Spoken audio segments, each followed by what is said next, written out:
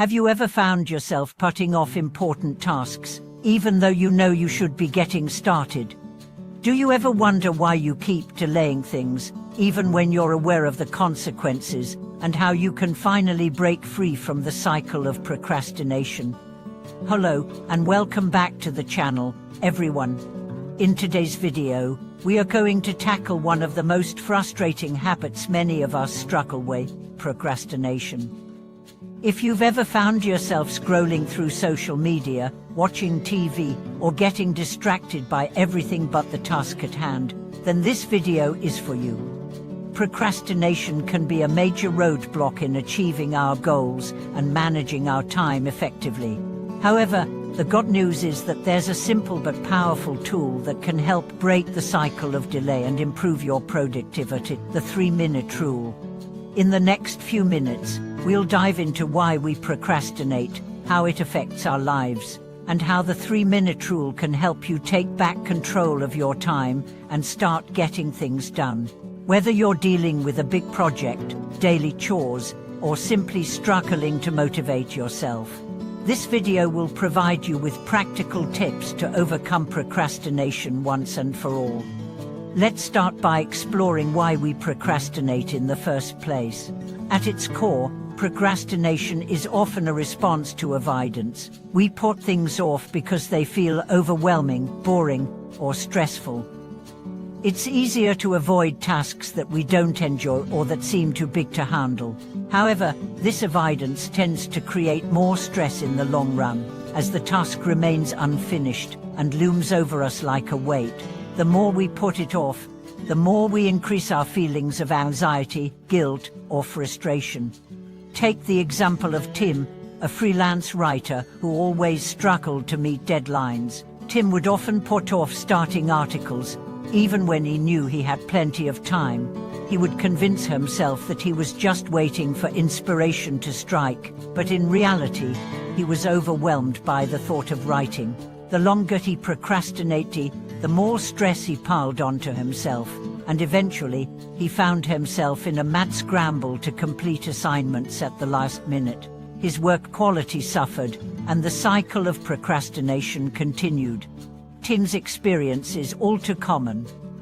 We often think that putting things off will give us a break or allow us to avoid discomfort, but in reality, it just increases our stress levels and makes the task seem even harder.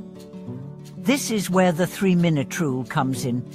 The 3-minute rule is a simple yet effective strategy to get started on any task, no matter how overwhelming it may seem. The idea is to commit to working on a task for just 3 minutes. It's a low-stakes, manageable amount of time that takes away the pressure of needing to do something perfectly or completely. Once you start, you may find that after the 3 minutes are up, you're motivated to continue. Even if you don't feel like doing more, you've still made a start, and that can be a powerful step toward overcoming procrastination. Let's consider how the 3-minute rule worked for Tim. One day, she decided to try a new approach to his writing. Instead of thinking about the article in its entirety, he set a timer for 3 minutes and told himself that he only needed to write for that short time. At the end of those 3 minutes, Tim found that he wasn't as overwhelmed as he thought. He had gotten a few sentences down and felt a sense of accomplishment. Encouraged by this small win, Tim kept writing, and the task that once seemed daunting was now underway. By breaking the task into a smaller, more manageable chunk, Tim was able to shift his mindset from avoidance to action. Over time, he incorporated the 3-minute rule into all aspects of his work, which helped him stay on track and meet deadlines with far less stress. The beauty of the 3-minute rule is that it taps into a fundamental psychological principle known as the Zeigarnik effect. This effect suggests that we tend to remember unfinished tasks more vividly than completed ones.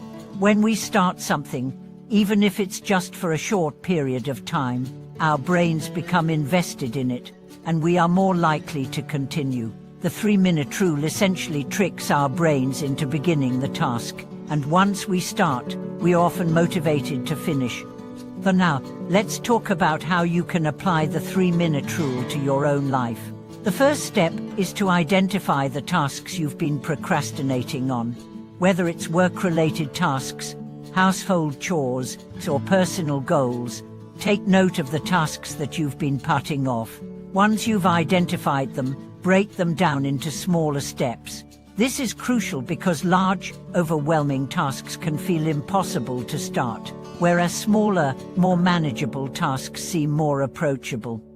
For instance, if you've been procrastinating on organizing your home, start by setting a timer for 3 minutes and focusing on one small area, like a drawer or a single shelf. Don't worry about cleaning the whole house, just commit to that brief window of time. By focusing on the smaller task, you'll avoid the feeling of being overwhelmed and will likely be motivated to continue after the 3 minutes are up. The key is to shift your focus from the end result to the process. When you stop thinking about the entire task or the outcome, you can focus on the present moment and make progress without the pressure of perfection. Whether it's writing an email, making a phone call, or even working on a long-term project, committing to just 3 minutes can make a huge difference in overcoming procrastination. Another powerful way to implement the 3-minute rule is to pair it with an accountability partner. Sometimes we procrastinate because we are unsure of where to start or what to do next. By having someone to check in with, you can make the process more social and less isolating. You can agree with a friend or colleague to spend 3 minutes working on a task, then check in afterward to share your progress. This added layer of accountability can be a huge motivator to get started and stay on track. The 3-minute rule also works well for building long-term habits. If you've been putting off exercising or practicing a new skill, start by committing to just 3 minutes a day. Over time, these small, consistent efforts will compound, and you'll find that what once felt like a daunting task becomes second nature. The key is to be consistent, even if it's just for those initial 3 minutes. Finally, it's important to recognize that perfection is not the goal. The aim of the 3-minute rule is simply to get started, to create momentum, and to break through the inertia of procrastination. Remember, progress is progress, no matter how small, and the act of beginning is often the hardest part. So, even if you don't finish the task in 3 minutes, you've made a start, and that's a victory in itself. To conclude, breaking the cycle of procrastination is about making small, manageable changes that help you take control of your time.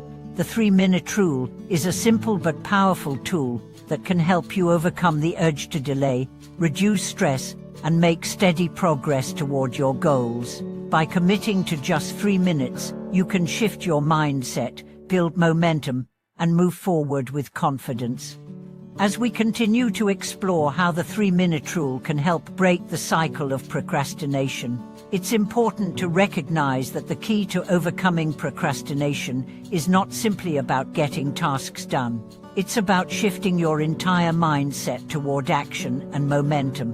The 3-minute rule is just the starting point, a small yet powerful shift in your approach to productivity. When you make a habit of breaking tasks into manageable chunks and taking that first small step, you build the foundation for sustained effort and success in all areas of your life. We've already talked about how the 3-minute rule helps you get started, but it's important to understand why starting is often the hardest part. Many people procrastinate because the thought of a large or overwhelming task makes them feel anxious. This anxiety is what often paralyzes us and makes us put things off. The bigger the task, the more we tend to avoid it. But by committing to just 3 minutes, we remove the emotional weight of the task and make it feel more achievable. We create a mental shift that makes it easier to begin, and once we're in motion, it's much easier to keep going. Let's consider another example. Emily, a college student, was struggling with studying for her final exams. She had put it off for weeks, constantly telling herself she'd start tomorrow. However, each day that passed only added to her stress. The thought of studying for multiple exams felt like an insurmountable mountain. Emily decided to apply the 3-minute rule. Instead of telling herself to study for hours, she set a timer for just 3 minutes and started by reading one chapter of her textbook. After 3 minutes, she realized that the pressure of the task had been reduced. What seemed like a huge mountain now felt like a manageable hill. By committing to 3 minutes at a time, Emily was able to study consistently and efficiently. The 3-minute rule helped her push past the fear of starting and ultimately led her to a successful exam period. Emily's experience is a perfect example of how small actions led to significant results. The 3-minute rule is a great way to start, but it's not just about the first 3 minutes. It's about creating a habit of action, where every small step you take builds the momentum needed to accomplish larger goals. The key takeaway here is that when we focus on just getting started, we overcome the mental barriers that often hold us back from making progress. One of the greatest advantages of the 3-minute rule is that it takes away the need for perfectionism. Many people procrastinate because they feel they must do things perfectly, whether it's a work assignment, a creative project, or even household chores. The pressure to be flawless is paralyzing, leading us to delay tasks until the conditions feel just right. However, this mindset often prevents us from ever starting, as there is no perfect moment. Take the case of Carlos, a graphic designer who struggled with procrastination because he wanted everything to be perfect. Whenever she started a new design project, she would spend an excessive amount of time tweaking the smallest details, leaving the rest of the work unfinished. His perfectionism kept him from completing projects on time, and it led to constant stress and frustration. Carlos decided to apply the 3-minute rule. He would work for just 3 minutes without worrying about getting everything perfect. He focused on simply starting the task, knowing that he could always refine it later. Over time, this approach helped him move away from perfectionism and led him to finish his projects more efficiently. The 3-minute rule gave him the freedom to begin without the weight of perfectionism hanging over him. Carlos's story highlights how the 3-minute rule encourages progress over perfection. It allows us to start small, focus on the process rather than the result, and gradually build the momentum needed to achieve our goals. Instead of waiting for that perfect time or worrying about being flawless, we can focus on getting things done, knowing that we can always improve them later. Let's also talk about how procrastination often stems from the fear of failure. When we are afraid that we won't succeed or that our efforts won't be good enough, we tend to put things off. This fear prevents us from taking the first step and gets in the way of progress. The 3-minute rule is an excellent antidote to this fear. When you commit to working for just 3 minutes, the stakes feel much lower and the pressure to succeed is reduced. Consider Sarah, who was starting her own online business. She had a great idea but was paralyzed by the fear of failure. She was afraid that her website wouldn't be good enough or that no one would buy her products. This fear of failure led to procrastination. One day, Sarah decided to apply the 3-minute rule. She set a timer for 3 minutes and worked on her website's homepage. After just 3 minutes, she felt a sense of accomplishment. She realized that the fear of failure had kept her from moving forward, but by taking small steps, she was able to build confidence and gradually work on her business. Sarah's fear of failure didn't vanish overnight, but the 3-minute rule gave her a practical way to push past that fear and make progress. Sarah's experience emphasizes that fear of failure is one of the most common causes of procrastination. By breaking tasks down into small, manageable actions, we reduce the fear of failure and make it easier to start. The 3-minute rule is an effective way to conquer this fear by focusing on action rather than perfection. When you start using the 3-minute rule, you'll begin to notice something powerful: momentum. The first step is always the hardest, but once you get started, you often find that it's easier to continue. This momentum builds over time, and tasks that once felt insurmountable become much more achievable. By committing to 3 minutes, you break the inertia, and the act of starting creates the energy needed to keep going. For example, Michael had been putting off exercising for months. He had planned to start working out again, but every day he told himself that he didn't have enough time or energy. One morning, Michael decided to try the 3-minute rule. He put on his gym clothes and told himself that he only had to work out for 3 minutes. After those 3 minutes were up, he felt good and decided to continue for another 10 minutes. Before he knew it, he had completed a full workout, something he thought would be impossible just a few hours earlier. By breaking the task down into just 3 minutes, Michael was able to get started and build momentum, which made it easier to continue. Michael's story shows that momentum is a crucial factor in overcoming procrastination. Once you take that first step, even if it's small, you begin to build the energy and motivation needed to carry you through the rest of the task. Momentum is what turns small actions into significant results. The 3-minute rule can also be combined with time blocking for greater productivity. Time blocking is a technique where you allocate specific periods of time to particular tasks or activities. By combining the 3-minute rule with time blocking, you can break your tasks down into even smaller chunks and focus your energy on one task at a time. This combination helps you stay focused and organized, while also giving you the flexibility to take short breaks when needed. In addition, another powerful way to apply the 3-minute rule is by creating a reward system. When you accomplish even small tasks, reward yourself in a way that reinforces your progress. For example, after completing a 3-minute task, take a short break, enjoy a snack, or listen to your favorite song. These rewards serve as positive reinforcement, encouraging you to keep going and build momentum throughout the day.